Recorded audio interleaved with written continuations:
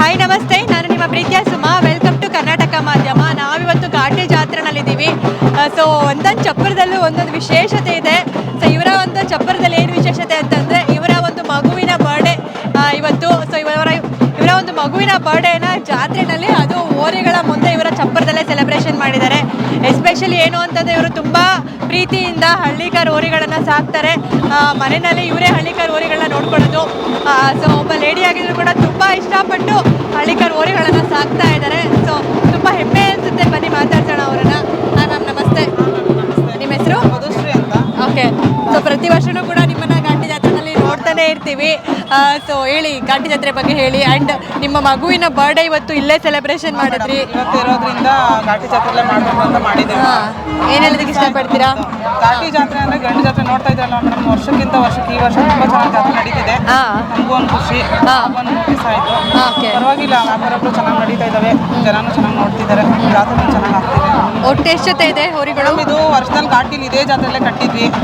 ಎಲ್ಲರೂ ಹೇಳ್ತಾ ಇದ್ರು ಆಗ ಮೊದಲೆಲ್ಲ ದೊಡ್ಡದು ಕಟ್ತಾ ಇದ್ರು, ಅಲ್ಲಿದ್ದ ಪೈಕಿಲೆ ದೊಡ್ಡದಾಗಿದ್ದವು ಇತ್ತು. ಇವಾಗೆಲ್ಲ ಕೋಳಿ ಕಾಲು ಕಟ್ಟವ್ರೆ, ಹೀಯಾಳಿಸ್ತಿದ್ರು. ನಿಮಗೆ ಹೇಳ್ತಾ ಇದ್ರಾ? Okay okay okay. Last year Ghati ಜಾತ್ರೆಲಿ ನೋಡ್ಬೋದು. ಇವಾಗ ಒಂದು ವರ್ಷಕ್ಕೆ ನಾವು ಹೆಂಗ್ ಬೆಳೆಸಿದೀವಿ, ಎಷ್ಟು ಮನೆಯಲ್ಲೇ ಇತ್ತಾ? ನಮ್ಮ ಮನೆಯಲ್ಲೇ ಇದೆ, ಇದೇ ಜಾಗದಲ್ಲೇ ಕಟ್ಟಿದೀವಿ ವರ್ಷದಲ್ಲಿ. Okay okay okay. ದೊಡ್ಡದ್ದು ಅಲ್ಲಿದ್ದ ಪೈಕಿಲಿ ಒಂದು ಸ್ವಲ್ಪ ದೊಡ್ಡದಾಗಿ ಕಾಣಿಸಂತ ಇತ್ತು ಕಟ್ಟೋರು, ಏನು ಈ ತರ ಕಟ್ಟಿದ್ದಾರೆ ಅಂತ ಯಾಣಿಸ್ಕೊಂಡು ಹೋಗೋರು. ಅದಕ್ಕೋಸ್ಕರನೇ ಕೇಳೋದು ನಾವು ಕೊಡದೆ ಒಂದು ವರ್ಷ ಮನೆಯಲ್ಲೇ ಇಟ್ಕೊಂಡು ಮೇಯಿಸಿ ಈಗ ತಗೊಂಡು ಮುಂದೆ ಇನ್ನೂ ಅಲ್ಲಾಗಿಲ್ಲ. ಇನ್ನೂ ಹಾಲಲ್ಲೇನಾ? ಅಲ್ಲೆಲ್ಲ ಇದೆ, ಚೆನ್ನಾಗಿದೆ. ಇವಾಗ ನೋಡ್ಬೋದು ಕೋಳಿ ಕಾಲ ಅಥವಾ ಕಾಲು ಹೆಂಗಿದೆ, ಇದಷ್ಟು ವರ್ಷ ಹೆಂಗ್ ಬಂದಿದೆ ಅಂತ ಈಗ ನೋಡ್ಕೆ. ಓಕೆ. ಸೊ ಈ ಹೇಳ್ತದೆ ಹೆಚ್ಚಲ್ಲ, ಅದನ್ನ ಚಾಲೆಂಜಿಂಗ್ ಆಗಿ ತಗೊಂಡು ಹತ್ರ ಸಾಧಿಸಿ ತೋರ್ಸೋದಿದೆಯಲ್ಲ ಅದು ಹೆಚ್ಚು. ಅಂದ್ರೆ ಹೇಳೋದು ಸುಲಭ, ಏನಿದೆ ಹಂಗಿದೆ ಅಂತ. ನಂದಿ ಜಾತ್ರೆಯಲ್ಲಿ ಪ್ರೈಸ್ ಹಾಕಿದ್ದಾವೆ, ಸೆಕೆಂಡ್ ಪ್ರೈಸ್. ಹೌದಾ? ಅವಾಗ ಇನ್ನೂ ಚಿಕ್ಕದಿತ್ತು, ಸೆಕೆಂಡ್ ಪ್ರೈಸ್ ಆಗಿದೆ. ಸೆಕೆಂಡ್ ಪ್ರೈಸ್ ಆಗಿದೆ. ಆ್ಯಕ್ಚುಲಿ ಅದನ್ನು ಮಾಡೋರಿಗೆ ಗೊತ್ತಿರುತ್ತೆ. ಯಾವುದೇ ಒಂದು ಕೆಲಸ ಆಗಿರಲಿ, ಅದು ಹೋರಿ ಸಾಕೋದಾಗಿರಲಿ ಇಲ್ಲ ಯಾವುದೇ ಒಂದು ಫೀಲ್ಡ್ ಆಗಿರಲಿ, ಹಿಂದೆ ನಿಂತು ಬೆನ್ನಿಂದ ನಿಂತು ಮಾತಾಡೋರಿಗೆ ಏನು ಗೊತ್ತಾಗೋದಿಲ್ಲ. ಬಟ್ ಅದು ಮಾಡ್ತಾರಲ್ವ ಆ ಕೆಲಸ, ಅವ್ರಿಗೆ ಮಾತ್ರ ಗೊತ್ತಿರುತ್ತೆ ಅದ್ರ ಕಷ್ಟ ಏನು ಅಂತ. ಸೊ ಹಾಗಾಗಿ ಯಾವುದೇ ಫೀಲ್ಡಲ್ಲಿ ಆಗಲಿ, ಯಾರನ್ನೇ ಆಗಲಿ, ಯಾರದೇ ಮುಂದೆ ಆಗಲಿ ದೂಷಿಸೋದಕ್ಕೆ ಹೋಗಬೇಡಿ. ಅವರ ಕಷ್ಟ ಅವ್ರಿಗೆ ಗೊತ್ತಿರುತ್ತೆ, ಯಾವುದೇ ಫೀಲ್ಡಲ್ಲಿ ಆಗಲಿ ಮಾಡುವಂಥವರ ಕೆಲಸ. ಏನು ಹೇಳೋದಕ್ಕೆ ಇಷ್ಟಪಡ್ತೀರಾ? ಆ್ಯಂಡ್ ಎಷ್ಟೊಂದು ಹೋರಿಗಳಿದೆ ಒಟ್ಟು? ಮನೇಲಿ ಒಂದು ಕರ ಹುಟ್ಟಿತ್ತು, ಬಸ್ಸಿ ಹೋರಿ ಮಗಳು ತಗೊಂಬಂದು ಒಂದು ಕರ ಹಾಕ್ಸಿದ್ದೀವಿ. ಆ ಕರುಗೆ ಮೊನ್ನೆ ರೀಸೆಂಟಾಗಿ 1 ಮಂತ್ ಆಯ್ತು ಊಟ ಹಾಕಿದ್ದೀವಿ. ಒಂದು ಸಿಂಗಲ್ ಕರುನೇ ಒಂದು 2 ಲಕ್ಷ ಆಗಿದೆ. ಬಟ್ ಅದು ಜಾತ್ರೆಗೆ ಹಾಕೋ ಬಂದಿಲ್ಲ. ನಾವು ನಂದಿ ಜಾತ್ರೆ ಮಾಡಬೇಕು. ನೆಕ್ಸ್ಟ್ ನಮ್ಮನೇಲೆ ಬಂದೋಬಸ್ತಾಗಿತ್ತು ಅಂದರೆ ಈಗ ಸದ್ಯಕ್ಕೆ ಊಟ ಇದ್ದಾವೆ, ಮೇಯಿಸಿ ಮತ್ತೆ ಫೀಲ್ಡಿಗೆ ತರ್ತೀವಿ. ತುಂಬ ಚೆನ್ನಾಗಿ ಅನಿಸ್ತಾ ಇದೆ, ತುಂಬ ಚೆನ್ನಾಗಿದೆ. ಎಸ್ಪೆಷಲಿ ಹೋರಿಗಳು, ಹಾಲಲ್ಲಿನ ಹೋರಿಗಳಂತ ಇದು. ಸೊ ಅದು ಇನ್ನೂ 2 ಅಲ್ಲಲ್ಲಿದೆ. ಯಾವ ಮೇಡಮ್? ಮನೇಲಿರೋದು? ಒಂದು ಜೋಡಿ ಇದೆ ಮನೇಲಿ, ಚಿಕ್ಕ ಸಣ್ಣ ಕರ ಅದು. ಸೊ ಮನೇಲೆಲ್ಲ ನೀವೇ ನೋಡ್ಕೊಳ್ಳೋದಾ? ಮೇಡಮ್ ಅದೆಲ್ಲ ಕೆಲಸ ಮುಗಿಸಿನೇ ಇವಾಗ ಇಲ್ಲಿ ಬಂದಿದೆ. ಒಂದು ಹೊಸ ಇದೆ, CR7 ಹೋರಿಗೆ ಬಿಡಿಸಿದ್ವಿ, 6 ತಿಂಗಳು ಈಗ. Okay okay. 2 ಜೊತೆ ಹೋರಿಗಳು ನೀವೇ ನೋಡ್ಕೊಳ್ತೀರಾ? 2 ನೀವೇ ಮೇಂಟೈನ್ ಮಾಡ್ತೀರಾ? ಸೊ ಏನೇನು ಫುಡ್ ಕೊಡ್ತೀರಾ? ವಿಶೇಷವಾಗಿ ಏನಂತಂದರೆ ಸಾಮಾನ್ಯವಾಗಿ ಹಳ್ಳಿಕಾರನ್ನ ಸಾಮಾನ್ಯ ಗಂಡಸರೇ ನೋಡ್ಕೊಳ್ತಾರೆ. ಸೊ ಏನೇನು ಫುಡ್ ಕೊಡ್ತಾರೆ ಅಂತ ಎಲ್ಲರಿಗೂ ಗೊತ್ತಿದೆ. ವಿಶೇಷವಾಗಿ ನೀವು ಒಬ್ಬ ಮಹಿಳೆಯಾಗಿ ಸಾಕ್ತಾ ಇದ್ರೆ ಏನೇನು ಕೊಡ್ತೀರಾ ಅಂತೇಳಿ. ಬೆಳಗ್ಗೆ ಹೊತ್ತು ಗಂಜಿ ಕೊಡ್ತೀವಿ, ನೈಟ್ ಮಾಡಿಟ್ಟು ಮತ್ತೆ ಬೆಳಗ್ಗೆ ಕೊಡ್ತೀವಿ. ಮಧ್ಯಾಹ್ನ ಪರಂಗಿ ಹಣ್ಣು ಬೆಣ್ಣೆ ಕೊಡ್ತೀವಿ, ನೈಟು ಬೂಸ ಇಡ್ತೀವಿ, ಮತ್ತೆ ಹಾಲು ಕೊಡ್ತೀರಾ? ಬಣ್ಣ ಬರೋದಕ್ಕೆ, ಬಣ್ಣ ಕೆಡದೆ ಇರೋದಕ್ಕೆ ಏನು ನೋಡ್ಕೊಳ್ತೀರಾ? ಹಾಲೇ ಮೇಡಮ್, ನಾವು ಪ್ರೀತಿಯಿಂದ ನೋಡ್ಕೊಂಡ್ರೆ ಯಾವ ಬಣ್ಣನೂ ಕೆಡಲ್ಲ, ಏನೂ ಇಲ್ಲ, ಏನೂ ಇಲ್ಲ, ಚೆನ್ನಾಗಿ ಬರುತ್ತೆ. ಸ್ವಲ್ಪ ಕಟ್ಟಬೇಕು, ಒಣಮೆ ಬರಬೇಕು. ಓಕೆ. ಸಾಮಾನ್ಯವಾಗಿ ಹೋರಿಗಳನ್ನು ಗಂಡಸರೇ ಸಾಕ್ತಾರೆ. ಸೊ ಒಂದು ಹುಡುಗಿ ಅಂದರೆ ಒಂದು ಹೆಂಗಸಾಗಿ ಹೋರಿಗಳನ್ನ ಸಾಕಬೇಕು ಅಂದರೆ ಚಾಲೆಂಜಿಂಗ್ ಆಗಿದೆಯಾ, ಹೇಗಿದೆ? ಈಸಿ ಇದೆಯಾ, ಕಷ್ಟ ಇದೆಯಾ? ಈಸಿ ಇದೆ ಮೇಡಮ್, ಈಸಿ ಇದೆಯಾ? ಕೆಲಸ ಮಾಡೋದು ನಂಗೆ ತುಂಬ ಖುಷಿ ಇದೆ. ಖುಷಿ ಇದೆ. ಓಕೆ. ಲಾಭಕ್ಕೋಸ್ಕರ ಸಾಕಬಾರ್ದು, ಪ್ರೀತಿಯಿಂದ ಖುಷಿಗೋಸ್ಕರ ಸಾಕಬೇಕು ಅಂತ ಹೇಳ್ತೀರಾ? ಅದ್ರಲ್ಲಿ ಬರೋದು ನಮ್ಮ ಹತ್ರ ಇರಲ್ಲ, ಅದ್ರಲ್ಲಿ ಬರುತ್ತೆ ಅಂತ ನಾವು ಸಾಕ್ತಿಲ್ಲ. ಏನೋ ಒಂದು ಶೋಕಿ ಮಾಡಬೇಕು. ಓಕೆ. ಸೊ ಎಲ್ಲರೂ ಬೇರೆ ಬೇರೆ ಥರ ಶೋಕಿ ಮಾಡಿದ್ರೆ ನಾವು ಹೋರಿ ಸಾಕಿ ಶೋಕಿ ಮಾಡೋಣ ಅಂತ. ಮೇಡಮ್ ದನ ಸಾಕೋದೇ ನಮ್ಗೆ ಶೋಕಿ ಕ್ರೇಜು. ಮತ್ತೇನು ಹೇಳೋಕ್ಕೆ ಇಷ್ಟಪಡ್ತೀರಾ ಈಗಿನಂಥ ಯಂಗ್ಸ್ಟರ್ಸ್ಗೆ ಮತ್ತು ನಮ್ಮ ಲೇಡೀಸ್ಗೆ ಎಲ್ಲ ಏನು ಹೇಳೋದಕ್ಕೆ ಇಷ್ಟಪಡ್ತೀರಾ? ನಮ್ಮ ಎಲ್ಲ ಇದೇನೆ, ಒಂದು 10 ಕಟ್ಟ ಬಂದು ಒಂದು 3 ಕಟ್ ನೋಡಿ ಅಂತ ಒಂದು ದನ ಸಾಕು ನೋಡ್ರಿ, ಅದರಲ್ಲಿರೋ ಖುಷಿನೇ ಬೇರೆ.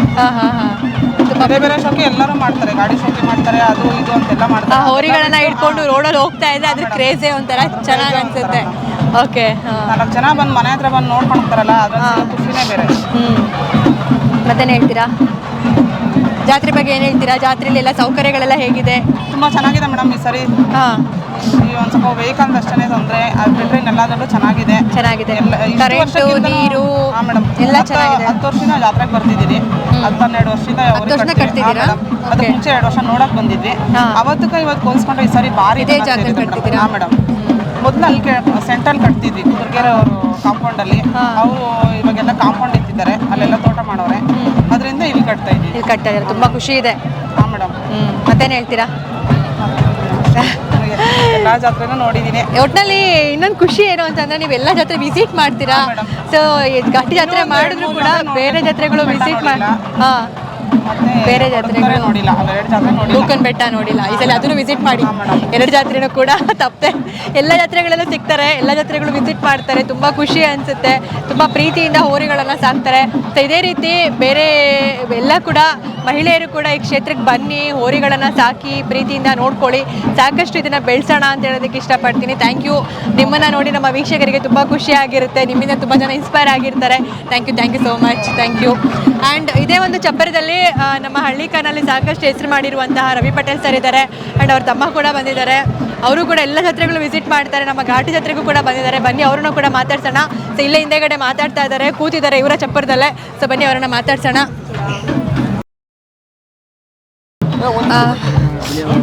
ಸರ್ ನಮಸ್ತೆ. ಸೊ ಕ್ಯಾಮ್ರಾ ಬರ್ತಾ ಇದೆ ಅಲ್ಲಿ. ಸರ್ ಹೆಂಗೆ ಅನಿಸ್ತದೆ ಘಾಟಿ ಜಾತ್ರೆ? ಪ್ರತಿ ವರ್ಷ ಘಾಟಿ ಜಾತ್ರೆಗೆ ವಿಸಿಟ್ ಮಾಡ್ತೀರಾ, ಈ ವರ್ಷ ಹೆಂಗೆ ಅನಿಸ್ತದೆ ಘಾಟಿ ಜಾತ್ರೆ? ಮೇಡಮ್ ತುಂಬ ಎತ್ತುಗಳು ಸೇರಿದ್ದಾವೆ, ಜನಗಳು ಸೇರಿದೆ. ಆಮೇಲೆ ಇವತ್ತು ಎಲ್ಲ ವಿಶೇಷ ಮೆರವಣಿಗೆಗಳು ನಡೀತಾ ಇದ್ದಾವೆ. ಸೊ ಏನು ಅಂತಂದ್ರೆ ಏನು ಹೋದ ವರ್ಷ ಎತ್ತುಗಳು ಸೇರಿದ್ವು ಅದಕ್ಕಿಂತ ಜಾಸ್ತಿ ಸೇರಿದೆ. ಆಮೇಲೆ ಯುವಕರುಗಳು ಕಟ್ಟುವಂತ ಯುವಕರುಗಳು ಜಾಸ್ತಿ ಆಗಿದ್ದಾರೆ. ವಿಶೇಷ ಏನಪ್ಪಾ ಅಂತಂದ್ರೆ ನಾವು ಈ ಒಂದು ಜಾತ್ರೆಗಳಲ್ಲಿ ಯಾವುದೇ ದನಗಳ ಜಾತ್ರೆ ಆಗ್ಬೋದು, ನಾವು ಹೆಣ್ಮಕ್ಳನ್ನ ಇಲ್ಲಿ ನೋಡೋಕೆ ಕಷ್ಟ ಆಗ್ತಾ ಇತ್ತು. ಬಟ್ ಏನು ಅಂತಂದ್ರೆ ಇವತ್ತು ಒಂದು ಫ್ಯಾಮಿಲಿ ಬಾಂಡಿಂಗ್ ಇರೋದ್ರಿಂದ ಒಂದು ಕರುಗಳನ್ನ ಒಂದು ಸಂಪ್ರದಾಯವಾಗಿ ನಾವು ಏನು ಸಾಕ್ತಾ ಇದೀವೋ ಆ ಥರ ಎಲ್ಲ ಈಗ ಸಾಕ್ತಾ ಇದ್ದಾರೆ. ಹೆಣ್ಮಕ್ಳು ಕೂಡ ಇದಕ್ಕೆ ವಿಶೇಷವಾಗಿ ಒತ್ತು ಕೊಟ್ಟು ಸಾಕ್ತಾ ಇರುವಂತದ್ದು, ಮೆರವಣಿಗೆಯಲ್ಲಿ ಪಾಲ್ಗೊಳ್ಳುವಂತದ್ದು, ಇದನ್ನ ನಾವು ನೋಡ್ತಾ ಇರೋದು ಒಂಥರ ತುಂಬಾ ಖುಷಿ ಅನಿಸ್ತಾ ಇದೆ. ಆಮೇಲೆ ಮಕ್ಕಳೆಲ್ಲ ಸಣ್ಣ ಮಕ್ಕಳೆಲ್ಲ ಬಂದಿದ್ದಾರೆ. ಒಂದು ಒಳ್ಳೆ ಈಗ ನಿಮ್ಮಂತ ಮಾಧ್ಯಮದವರು ನೀವು ತೋರಿಸಿ ಒಂದು ಒಳ್ಳೆ ಕ್ರೇಜ್ ಅಂತೂ ಬಂದಿದೆ, ಅದಂತೂ ನಿಜ. ಬಟ್ ಏನು ಅಂತಂತಂದ್ರೆ ಯುವಕರು ಬರೀ ಇದು ಸೀಮಿತವಾಗಿ ಬರೀ 1 ವರ್ಷ 2 ವರ್ಷಕ್ಕೆ ಮಾತ್ರ ಸೀಮಿತ ಆಗಬಾರ್ದು. ಇದನ್ನ ಕಂಟಿನ್ಯೂಸ್ ಆಗಿ ಅಂದ್ರೆ ಸ್ಟಾಪ್ ಮಾಡ್ದೇನೆ ಇದನ್ನ ಕಟ್ಕೊಂಡು ಹೋದ್ರೆ ಖಂಡಿತವಾಗ್ಲೂ ನಮ್ಮ ಒಂದು ತಳಿ ಏನು ಕುಂಠಿತ ಆಗಿತ್ತು ಅದು ಮುಂದಿನ ದಿನಗಳಲ್ಲಿ ಅದೇ ಒಂದು ಹೆಚ್ಚಾಗುವಂತ ಯಾವುದೇ ತರ ಡೌಟ್ ಇಲ್ಲ. ಸೊ ಹಂಗಾಗಿ ಯುವಕರು ಬಿಡದೆ ಮುಂದೆನೂ ಕಟ್ಟಬೇಕು ಅಂತ ನಾನು ನಿಮ್ಗೆ ಆಕ್ಚುಲಿ ಹೋದ ವರ್ಷ ಕಂಪೇರ್ ಮಾಡಿದ್ರೆ ಅಂದ್ರೆ ವರ್ಷಕ್ಕೂ ಕೂಡ ಬೆಳೀತಾ ಇದೆ. ದನ ಸಾಕುವಂತವರ ಸಂಖ್ಯೆ ಜಾಸ್ತಿ ಆಗ್ತಾ ಇದೆ. ಹೌದು, ದನಗಳು ಜಾಸ್ತಿ ಆಗ್ತಿದೆ, ಜನಗಳು ಜಾಸ್ತಿ ಆಗ್ತದೆ. ಎಸ್ಪೆಷಲಿ ಏನಂದ್ರೆ ಯಂಗ್ಸ್ಟರ್ಸ್ ತುಂಬಾ ಜನ ನೋಡಕ್ ಬರ್ತಾ ಇದ್ದಾರೆ. ಕಾಲೇಜ್ ಸ್ಟೂಡೆಂಟ್ಸ್ ಆಗಿರ್ಬೋದು, ಹುಡುಗಿರಾಗಿರ್ಬೋದು, ಮಕ್ಕಳಾಗಿರ್ಬೋದು, ಎಲ್ಲರೂ ಫ್ಯಾಮಿಲಿ ಸಮೇತ ಬಂದು ಎಂಜಾಯ್ ಮಾಡ್ತಾ ಇದ್ದಾರೆ ಜಾತ್ರೆ ವೈಬ್ಸ್ ಅನ್ನ. ತುಂಬಾ ಖುಷಿ ಅನಿಸ್ತದೆ. ಹಳ್ಳಿಕಾರ್ ಬೆಳೀತಾ ಇದೆ, ನೆಕ್ಸ್ಟ್ ಲೆವೆಲ್ಗೆ ಹೋಗ್ತಾ ಇದೆ ಅಂತ ಹೇಳೋದಕ್ಕೆ ಇಷ್ಟಪಡ್ತೀನಿ. ಮತ್ತೆ ಹೇಳಿ ಸರ್. ಹಳ್ಳಿಕಾರ್ ಬೆಳೀತದೆ ಅಂದ್ರೆ ಯಾರೋ ದನ ಮೇಯಿಸಿರೋದನ್ನ ಬೆಳೆಸೋದಿಲ್ಲ, ಹೊಸ ತಂದು ಅದರ ಮೇಯಿಸಿ ಅದರ ಕರ ಮಾಡಿ ಅದ್ರ ಜೋಡಿ ಮಾಡಿ ಆವಾಗ ಹಳ್ಳಿಕಾರ್ ಬೆಳೆಸಬೇಕು. ಊರಿಗೆ ತಂದ್ಬಿಟ್ಟು ನಾವು ಮೆರವಣಿಗೆ ಮಾಡ್ಬಿಟ್ಟಾಗಲ್ಲ, ಹಳ್ಳಿ ಹಸ ಕಟ್ಟಬೇಕು, ಎಲ್ಲರೂ ಬೆಳಿಬೇಕು. ಆವಾಗ ಹಳ್ಳಿಕಾರ್ ಹೆಚ್ಚು ಮಾಡ್ಬೇಕು. ಮತ್ತೆ ಏನ್ ಹೇಳಕ್ ಇಷ್ಟಪಡ್ತೀರಾ ಸರ್? ಈ ವರ್ಷದ ಒಂದು ಬೆಲೆಗಳಲ್ಲಿ ಸಾಕಷ್ಟು ಏರಿಳಿತ ಅಂತ ಹೇಳಕ್ಕಾಗಲ್ಲ, ಎತ್ತರಕ್ಕೆ ಹೋಗಿದೆ, ಗಗನಕ್ಕೆ ಹೋಗಿದೆ ಅಂತಾನೆ ಹೇಳ್ಬೋದು. ಬೆಲೆಯಲ್ಲಿ ಏನ್ ಹೇಳೋದಕ್ಕೆ ಇಷ್ಟಪಡ್ತೀರಾ? ಮೇಡಮ್ ಏನಂತಂದ್ರೆ ಈಗ ಒಂದು 20 ಲಕ್ಷ ತನಕ ಹೊಟ್ಟೋಗಿದೆ ಒಂದು ಪೇರ್ಗೆ. ಮ್ಯಾಕ್ಸಿಮಮ್ ಎಷ್ಟು ಹೇಳ್ಬೋದು ಒಂದು ಜೊತೆ ಎತ್ತಿಗೆ ಈಗ ಆಲ್ರೆಡಿ ಮಾಡ್ಬಿಟ್ಟಿದ್ದಾರೆ. ಇದಕ್ಕಿಂತ ಜಾಸ್ತಿ ಮಾಡಕ್ ಆಗಲ್ವೇನೋ ಅಂತ ಅನ್ಸುತ್ತೆ. ಇನ್ನ ಮುಂದೇನಾದ್ರೂ ಇದಕ್ಕೇನಾದ್ರೂ ಕಡಿವಾಣ ಹಾಕ್ಬೇಕು ಅಂತ ಏನಾದ್ರು ಹೇಳಕ್ಕೆ ಇಷ್ಟಪಡ್ತೀರಾ? ಏನಕ್ಕೆ ಅಂತಂದ್ರೆ ಈಗ ಕಡಿವಾಣ ನಾವೇನು ಹಾಕಕ್ಕಾಗಲ್ಲ, ರೈತರೇ ಹಾಕ್ಬಿಡ್ತಾರೆ. ಏನಂತಂದ್ರೆ ಇವತ್ತು ಎಷ್ಟು ಈಗ ಜಾತ್ರೆಯಲ್ಲಿ ಎತ್ತುಗಳು ಚೆನ್ನಾಗಿ ಬಂದಿದ್ದಾವೆ, ಬಟ್ ವ್ಯಾಪಾರ ಖರೀದಿ ಆಗ್ತಾ ಇದೆ. ಈಗ ಎಲ್ಲ ಚಪ್ರದ ತಾಗೇ ಇದಾವೆ. ಏನಕ್ಕೆ ಅಂತಂದ್ರೆ ಒಬ್ಬ ಸಾಮಾನ್ಯ ರೈತ ಒಂದು 5 ಲಕ್ಷ ಅಂತಂದ್ರೂ ಧೈರ್ಯವಾಗಿ ಹಾಕ್ತಾನೆ, ಒಂದು 6 ರಿಂದ 7 ಲಕ್ಷ ಅಂತಂದ್ರೂ ಧೈರ್ಯವಾಗಿ ಹಾಕ್ಬಿಡ್ತಾನೆ. ಬಟ್ ಏನು 10 ಲಕ್ಷ 12 ಲಕ್ಷ 15 ಲಕ್ಷ 18 ಲಕ್ಷ ಇದೆ, ಖಂಡಿತವಾಗ್ಲೂ ಅದಾಗಲ್ಲ. ಬೇಗ ಎಲ್ಲಿ ಆ ಥರ ಆದ್ರೆ ಏನು ಯೋಚನೆ ಮಾಡ್ತಾರೆ ಅಂತಂದ್ರೆ ಎಲ್ಲಾದ್ರೂ ಒಂದು ಸೈಟ್ ತಗೋಬೋದಲ್ಲ, ಏನೋ ಒಂದು ಮನೆಗೆ ಏನೋ ಒಂದು ರಿನೋವೇಟ್ ಮಾಡ್ಕೋಬೋದಲ್ಲ ಅಂತ ಅನ್ನೋ ತರ ಯೋಚನೆ ಬರುತ್ತೆ. ಆಕ್ಚುಲಿ ಏನಂತಂದ್ರೆ ತುಂಬಾ ಜನ ರೈತರನ್ನ ವಿಚಾರಿಸಿದಾಗ ಚಪ್ಪರದ ಎತ್ತುಗಳು ಅಂತಂದ್ರೆ ಬೇಡ ಅಂತ ಹೇಳ್ತಾ ಇದಾರೆ. ಅಯ್ಯೋ ಹೋದ್ರೆ 5 ಲಕ್ಷ 10 ಲಕ್ಷ ಅಂತ ಹೇಳ್ತಾರೆ, ಬೇಡ ನಾವು ನಾರ್ಮಲ್ ಆಗಿರೋ ಎತ್ತುಗಳನ್ನೇ ತಗೊಂಡೋಗ್ತೀವಿ ಅಂತ ಹೇಳ್ತಾ ಇದ್ದಾರೆ ಬೇಸಾಯಕ್ಕೆ. ಶೋಕಿ ಎತ್ತುಗಳು ಇಷ್ಟ ಇದ್ರು ತಗೊಳ್ಳೋದಕ್ಕೆ ಬರೋದಕ್ಕೆ ಹಿಂದೆ ಮುಂದೆ ನೋಡ್ತಾ ಇದ್ದಾರೆ ಚಪ್ಪರಕ್ಕೆ. ಸಾಕಷ್ಟು ಜನ ಸಣ್ಣ ರೈತರುಗಳು ಹೋಗಿ ಮಾತಾಡ್ಸೋಕ್ಕಾಗಲ್ಲ, ಬೆಲೆಯಲ್ಲಿ ತುಂಬಾ ಇದೆ ಈ ಬಾರಿ ಅಂತ ಹೇಳ್ತಾ ಇದ್ದಾರೆ. ಖಂಡಿತ ಮುಂದಿನ ದಿನಗಳಲ್ಲಿ ಇದ್ರ ಬಗ್ಗೆ ಖಂಡಿತವಾಗ್ಲೂ ಇದನ್ನೆಲ್ಲರೂ ಕೂಡ ಗಂಭೀರವಾಗಿ ತೊಗೊಂಡು ಇದ್ರ ಬಗ್ಗೆ ಆಲೋಚನೆ ಮಾಡಬೇಕಾಗುತ್ತೆ. ಯಾಕೆ ಅಂತಂದರೆ ಅದು ಒಂದು ರೀತಿ ಚೆನ್ನಾಗಿ ಅನಿಸುತ್ತೆ, ಕ್ರೇಜ್ ಅನಿಸುತ್ತೆ. ನಮ್ಮ ಎತ್ತುಗಳು ಅಷ್ಟಕ್ಕೆ ಮಾರಾಟ ಮಾಡಿದ್ವಿ, ಇಷ್ಟಕ್ಕೆ ತೊಗೊಂಡ್ವಿ ಅಂತ ಹೇಳೋದು ಕ್ರೇಜ್ ಅನಿಸುತ್ತೆ, ನಮಗೆ ಚೆನ್ನಾಗಿ ಅನಿಸುತ್ತೆ. ಬಟ್ ಇದರ ಇಂಪ್ಯಾಕ್ಟ್ ಏನಂತಂದರೆ ರೈತರುಗಳ ಮೇಲೆ ಆಗ್ತಾ ಇದೆ, ಸಣ್ಣ ರೈತರ ಮೇಲೆ ತುಂಬ ಇಂಪ್ಯಾಕ್ಟ್ ಆಗ್ತಾ ಇದೆ. ಅವರು ಅದ್ರ ಹತ್ರ ಬರೋದಕ್ಕೂ ಕೂಡ ಹಿಂದೆ ಮುಂದೆ ನೋಡ್ತಾ ಇದ್ದಾರೆ ಅಷ್ಟು ಲಕ್ಷ ಅಂತ ಹೇಳಿದಾಗ. ಸೊ ಹಾಗಾಗಿ ಇದರ ಬಗ್ಗೆ ಖಂಡಿತವಾಗ್ಲೂ ಎಲ್ಲರೂ ಕೂಡ ಯೋಚನೆ ಮಾಡಬೇಕಾಗತ್ತೆ. ಏನು ಹೇಳ್ತೀರಾ ಸರ್? ಮೇಡಮ್, ಇದು ಏನು ಈಗ ಇಷ್ಟು ಬೆಲೆ ಹೋಗಿದೆ, ಇದೇ ಥರ ಆಯಿತು ಅಂತಂತಂದರೆ ಎಲ್ಲೋ ಒಂದು ಕಡೆ ಕಟ್ಟುವಂಥ ಸಂಖ್ಯೆ ಕುಂಠಿತ ಆಗ್ಬೋದು ಅಂತ ಒಂದು ಕಳವಳ ಇದೆ. ಇದು ಗಣನೀಯವಾಗಿ ಅದು ಇಳಿಮುಖ ಆಗಬೇಕು. ಎಲ್ಲ ಒಂದು ಈಗ ಹೊಸದಾಗಿ ಏನು ರೈತರು ಬಂದಿದ್ದಾರೆ ಅವ್ರಿಗೆಲ್ಲ ನಮ್ಗೆ ಈಸಿ ಬೆಲೆಯಲ್ಲಿ ಅಂತಂದರೆ ಕೈಗೆಟುಕುವ ಬೆಲೆಯಲ್ಲಿ ಸಿಗುವಂತಾದರೆ ಖಂಡಿತವಾಗ್ಲೂ ಇನ್ನೂ ಹೆಚ್ಚು ಕಟ್ಟಕ್ಕೆ ಇಷ್ಟಪಡ್ತಾರೆ. ಇಲ್ಲ ಅಂತಂತಂದರೆ ಕಟ್ಟುವಂಥ ಸಂಖ್ಯೆ ಕಡಿಮೆ ಆಗ್ತದೆ. ಆ ಉದ್ದೇಶದಿಂದ ಎಲ್ಲೋ ಒಂದು ಕಡೆ ಯೂತ್ಸು, ಯುವಕರು, ಯುವತಿಯರು ಎಲ್ಲರೂ ಈಗ ಕಟ್ಟೋದಕ್ಕೆ ಬರ್ತಾ ಇದ್ದಾರೆ. ಸೊ ಅದಕ್ಕೆ ನಾವು ಒಂದು ಸ್ಪೋರ್ಟಿವ್ ಆಗಿ ಅವ್ರಿಗೆ ನಾವು ಎನ್ಕರೇಜ್ ಮಾಡೋ ಥರದಲ್ಲಿ ಇರಬೇಕು. ಆ ಒಂದು ರೀತಿಯಲ್ಲಿ ಪ್ರೈಸ್ ಇತ್ತು ಅಂತಂದರೆ ಖಂಡಿತವಾಗ್ಲೂ ಕಟ್ತಾರೆ. ಜೊತೆಗೆ ಪ್ರತಿಯೊಂದು ರೈತರ ಮನೆಯಲ್ಲಿ ಒಂದೊಂದು ಹಸುಗಳು ಕಟ್ಟಬೇಕು. ಹಸುಗಳು ಕಟ್ಟಿ ಅದರ ಹಾಲನ್ನ ಸದ್ಬಳಕೆ ಮಾಡ್ಕೋಬೇಕು, ಆರೋಗ್ಯ ವೃದ್ಧಿ ಮಾಡ್ಕೋಬೇಕು. ಜೊತೆಗೆ ಹಳ್ಳಿಕರ ಸಂತತಿ ಹೆಚ್ಚಬೇಕು ಅಂತಂತಂದರೆ ಪ್ರತಿಯೊಬ್ಬರು ರೈತರ ಮನೆಯಲ್ಲಿ ಬರೀ ಶೋಕಿ ಎತ್ತುಗಳೆಲ್ಲ ಅದ್ರ ಜೊತೆಲಿ ಒಂದೊಂದು ಹಸುಗಳು ಕಟ್ಟಬೇಕು ಅಂತ ನಾನು ಈ ಮುಖಾಂತರ ಯುವಕರಿಗೆ ನಾನು ಆ್ಯಕ್ಚುಲಿ ಏನು ಅಂತಂದರೆ ವರ್ಷ ಪೂರ್ತಿ ಹೋರಿಗಳನ್ನು ಸಾಕಿ ಸಲಹಿ ಅದನ್ನು ನೋಡಿಕೊಂಡು ಬೆಳೆಸ್ತಾ ಇರುವಂತಹ ರೈತರು ಒಂದು ಕಡೆ ಆದರೆ, ಜಾತ್ರೆಗಳು ಬಂದರೆ ಜಾತ್ರೆಗಳಿಗೋಸ್ಕರನೇ ಹೆಸರು ಮಾಡಬೇಕು ಅಂತ ಹೋರಿಗಳನ್ನು ತಂದು ಕಟ್ಟಿ ಹೆಸರು ಮಾಡಿ ಮೆರವಣಿಗೆಗಳನ್ನು ಮಾಡಿ ಹೆಸರು ಮಾಡ್ಕೊಳ್ತಾ ಇರೋರ ಸಂಖ್ಯೆ ಜಾಸ್ತಿ ಆಗ್ತಾ ಇದೆ. ಸೊ ಇದರಿಂದ ಕಷ್ಟಪಟ್ಟು ಸಾಕ್ತಾ ಇರುವಂತಹ ರೈತರಿಗೆ ಏನಾದರೂ ಖಂಡಿತ ತೊಂದರೆ ಆಗ್ತಾ ಇದೆ. ಏನಕ್ಕೆ ಅಂತಂದ್ರೆ ಇವತ್ತು ನಾವು ವರ್ಷ ಪೂರ್ತಿ ನಾವು 365 ದಿನ ನಾವು ಕರುಗಳನ್ನ ಕಟ್ಟಿ ನಾವು ಹುಲ್ಲಾಗ್ತಾ ಇರ್ತೀವಿ. ಈಗ ಜಾತ್ರೆಗೆ ಕಟ್ಟಬೇಕು ಅಂತ ಬರುವಂತವ್ರು ಏನ್ ಮಾಡ್ತಾರೆ, ಅವರು ಒಂದು 8 ಲಕ್ಷನೋ 10 ಲಕ್ಷನೋ ಅವ್ರ ಮುಖಾಮುಖಿ ನೋಡಲ್ಲ, ಬಂದು ದುಡ್ಡು ತಗೊಂಡ್ಬರ್ತಾರೆ. 1 ಲಕ್ಷ ಹೋಗುತ್ತೋ 2 ಲಕ್ಷ ಹೋಗುತ್ತೋ, ಜಾತ್ರೆ ಆದ್ಮೇಲೆ ಅದನ್ನ ಅವ್ರು ಮಾರ್ಬೇಕು, ಕೊಟ್ಬಿಡ್ತಾರೆ. ಬಟ್ ನಾವು ಕಟ್ಕೊಂಡು ಸಾಕಿರ್ತೀವಿ. ಅವ್ರ ಕರುಗಿಂತ ನಮ್ಮ ಕರು ಒಳ್ಳೇದಲ್ವಾ, ನಾನೇನಕ್ಕೆ 8 ಲಕ್ಷಕ್ಕೆ ಮಾರಬಾರ್ದು, ನಾನೇನಕ್ಕೆ 10 ಲಕ್ಷಕ್ಕೆ ಮಾರಬಾರ್ದು ಅಂತ ನಮ್ಗೆ ಎಲ್ಲರಿಗೂ ಅನ್ಸೆ ಅನ್ಸುತ್ತೆ. ಸಾಮಾನ್ಯವಾಗಿ ವರ್ಷ ಪೂರ್ತಿ ಯಾರು ಕಟ್ಟಿರ್ತಾರೋ ಆ ರೈತರಿಗೆ ಅನ್ಸೆ ಅನ್ಸುತ್ತೆ. ಇಲ್ಲಿ ನಮ್ಮ ಹತ್ರ ಯಾರು ವರ್ಷ ಪೂರ್ತಿ ಸಾಕ್ತಾರೋ ಆ ರೈತರ ಹತ್ರ ಖರೀದಿ ಆಗಲ್ಲ, ಅದು ಅವ್ರ ಹತ್ರನೇ ಉಳ್ಕೊಳ್ಳುತ್ತೆ. ಮತ್ತೆ ನೆಕ್ಸ್ಟ್ ವರ್ಷಕ್ಕೆ ನಾವು ಎತ್ತುಗಳನ್ನ ತೆಗಿಬೇಕು ಅಂತಂದ್ರೆ ಆ ಎತ್ತುಗಳೇ ನಮ್ಮ ಹತ್ರ ಉಳ್ಕೊಂಡಿರೋದ್ರಿಂದ ನಾವು ಇಷ್ಟಕ್ಕೋದು ಇವಿಷ್ಟಕ್ಕೋದು ಅಂತಂದ್ರೆ ಅವ್ರಿಗೆ 1 ಲಕ್ಷ 2 ಲಕ್ಷ ಲೆಕ್ಕಕ್ಕಿರಲ್ಲ. ಆದ್ರೆ ಸಾಮಾನ್ಯ ಮಧ್ಯಮ ವರ್ಗದ ರೈತನಿಗೆ ಖಂಡಿತವಾಗ್ಲೂ ಇದು ರೇಟ್ ಬೀಳ್ತಾ ಇದೆ. 365 ದಿನ ವರ್ಷ ಪೂರ್ತಿ ಕಟ್ಟಿ ಹುಲ್ಲಾಕುವಂತ ರೈತರಿಗೆ ಖಂಡಿತ ಇದು ಎಫೆಕ್ಟ್ ಆಗ್ತಾ ಇದೆ ಮೇಡಮ್.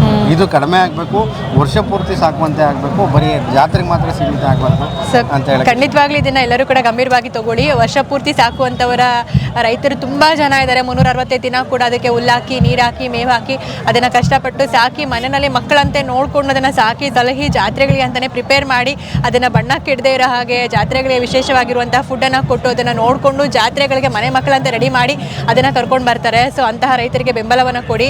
ಕೇವಲ ಶೋಕಿಗೋಸ್ಕರ, ಜಾತ್ರೆಗೋಸ್ಕರ ಎಷ್ಟು ದುಡ್ಡಾದರೂ ಪರವಾಗಿಲ್ಲ ಅಂತ ಅದನ್ನು ಹೋರಿಗಳ ಮೇಲೆ ಹಾಕಿ ಜಾತ್ರೆಗೆ ಕರ್ಕೊಂಡು ಬಂದು ಶೋಕಿ ಮಾಡುವಂತಹ ರೈತರುಗಳು ಸ್ವಲ್ಪ ಇದ್ರ ಬಗ್ಗೆ ಎಚ್ಚೆತ್ತುಕೊಂಡು ಅಂತಹ ರೈತರಿಗೆ ಬೆಂಬಲವನ್ನು ಕೊಡಿ. ಸೊ ನೀವು ಕೂಡ 360 ದಿನ ಸಾಕಿ ಅಂತ ಹೇಳೋದಕ್ಕೆ ಇಷ್ಟಪಡ್ತೀನಿ. ನಿಮ್ಮ ಮಾಧ್ಯಮದಲ್ಲಿ ಏನು ಬರುತ್ತೆ ಅದರಲ್ಲಿ ಆಕ್ಚುಲಿ ನೋಡುವಂಥ ಆಡಿಯನ್ಸ್ ಗಮನಿಸಬೇಕು, ಇವರು ವರ್ಷ ಪೂರ್ತಿ ಕಟ್ತಾರ ಅಥವಾ ಜಾತ್ರೆಗೆ ಮಾತ್ರ ಸೀಮಿತ ಆಗ್ತಾರ ಅಂತ ಅನ್ನುವಂಥದ್ದನ್ನ ಅವರು ಗಮನಿಸಬೇಕು. ಈ ವರ್ಷ ಕಟ್ತಾರೆ, ಮುಂದಿನ ವರ್ಷ ಕಟ್ಟಲ್ಲ ಇರೋದಿಲ್ಲ. ಏನು ಅಂತಂದ್ರೆ ವರ್ಷ ಜನಸಂಖ್ಯೆ ಅಂತಂದ್ರೆ ಒಳಗಡೆ ಬರ್ತಾರೆ, 1 ವರ್ಷ 2 ವರ್ಷ ಕಟ್ತಾರೆ, ಅದನ್ನ ಸ್ಟಾಪ್ ಮಾಡ್ತಾರೆ. ಆ ತರ ಆಗ್ಬಾರ್ದು. ಅವರು 5 ಜೊತೆ 10 ಜೊತೆ ಕಟ್ಟೋದು ಬೇಡ, ಒಂದೇ ಜೊತೆ ಕಟ್ಲಿ, ಒಂದೇ ಒಂದು ಹಸು ಕಟ್ಲಿ. ಇಷ್ಟು ಕಟ್ಟಿದ್ರೆ ಮೇಡಮ್ ಆಟೋಮೆಟಿಕಲಿ ರೇಟು ಕೂಡ ಕಡಿಮೆ ಆಗುತ್ತೆ. ಆಮೇಲೆ ಕಟ್ಟುವಂತ ಸಂಖ್ಯೆನೂ ಕೂಡ ಚೆನ್ನಾಗಿರುತ್ತೆ. ಆಮೇಲೆ ಜಾತ್ರೆನೂ ಕೂಡ ಒಂದು ಹಬ್ಬದ ರೀತಿಯಲ್ಲಿ ಇರುತ್ತೆ. ಇಲ್ಲ ಅಂತಂದ್ರೆ ಇದು ಮುಂದಿನ ದಿನ ಇದು ಈ ಬೆಲೆ ಏರಿಕೆ ಮತ್ತೆ ಇದು ಈ ವಾತಾವರಣ ಜಾತ್ರೆ ಕಟ್ಟೋದು ಇದು ಮಾರಕ ಆಗುತ್ತೆ. ಸೊ ಹಂಗಾಗಿ ಬರೀ ರೈತರು ಬಿಟ್ಬಿಡ್ತಾರೆ ಅನ್ಸುತ್ತೆ ಹಿಂಗ ಆಗ್ತಾ ಹೋದ್ರೆ ಮುಂದಿನ ದಿನಗಳಲ್ಲಿ. ಏನು ಅಂತಂದ್ರೆ ಮುಂದಿನ ದಿನಗಳಲ್ಲಿ ಇದು ಮಾರಕ ಆಗ್ಬೋದು, ಇದು ವರವಾಗಿ ಪರಿಣಮಿಸಬೇಕಂದ್ರೆ ಪ್ರತಿಯೊಬ್ಬರನ್ನು ವರ್ಷ ಪೂರ್ತಿ ಕಟ್ಟಬೇಕು ಅಂತ ಕೇಳ್ಬೋದು. Thank you sir, thank you so much. ಸಾಕಷ್ಟು ಮಾಹಿತಿನ ನಮ್ಮ ವೀಕ್ಷಕರೊಟ್ಟಿಗೆ ಹಂಚ್ಕೊಂಡಿದ್ದೀರಾ. ಸೊ ನೆಕ್ಸ್ಟ್ ಮುಡುಕುತೊರೆ ಜಾತ್ರೆನಲ್ಲಿ ಸರ್ ಅವರ ಒಂದು ಹೋರಿಗಳನ್ನು ಮುಡುಕುತೊರೆ ಜಾತ್ರೆಯಲ್ಲಿ ಕಟ್ತಾರೆ. ನೀವು ಅವರ ಹೋರಿಗಳನ್ನು ಮುಡುಕುತೊರೆ ಜಾತ್ರೆಯಲ್ಲಿ ನೋಡ್ಬೋದು. Thank you sir, thank you so much. Thank you.